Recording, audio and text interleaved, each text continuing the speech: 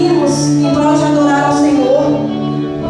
Nós nos unimos em prol de estar neste lugar, porque vocês têm puxado firmemente, com muita sabedoria, com muito amor, com muita dedicação. E hoje, o ministério, nosso ministério de louvor do Grupo da Esperança, nós queremos entregar a vocês algo simbólico, mas que representa a aliança que vocês têm com Deus e a aliança que vocês firmaram conosco. Obrigada, pastora. Obrigada.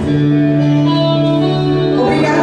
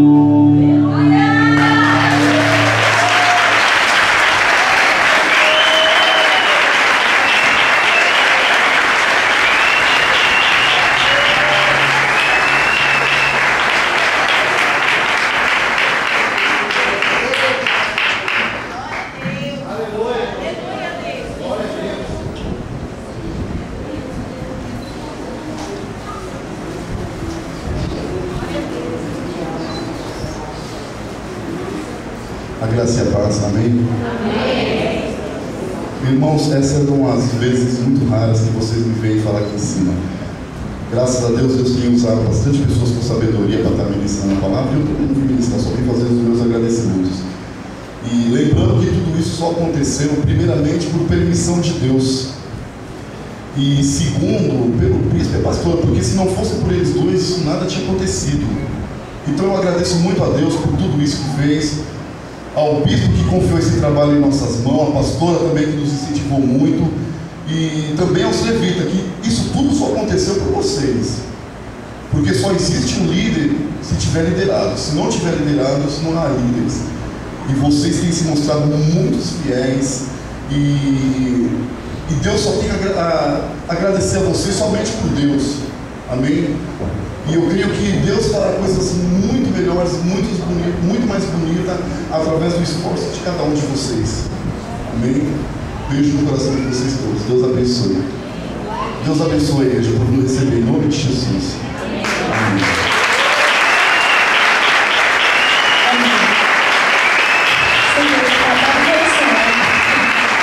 Mas eu só tenho também para agradecer. Eu tomo as palavras do meu marido, e assim, é o que eu sempre falo. E eles que são uma bênção, que nos suportam, porque suportam meus gritos. E assim, é o que o Jânio falou, se não fosse por vocês, nós não existiríamos os líderes. E vocês têm aguentado firme. E o fato de nós não desistirmos de vocês, é como o Jânio falou da última vez, ele sabia que dessa pedra iria sair água. E saiu.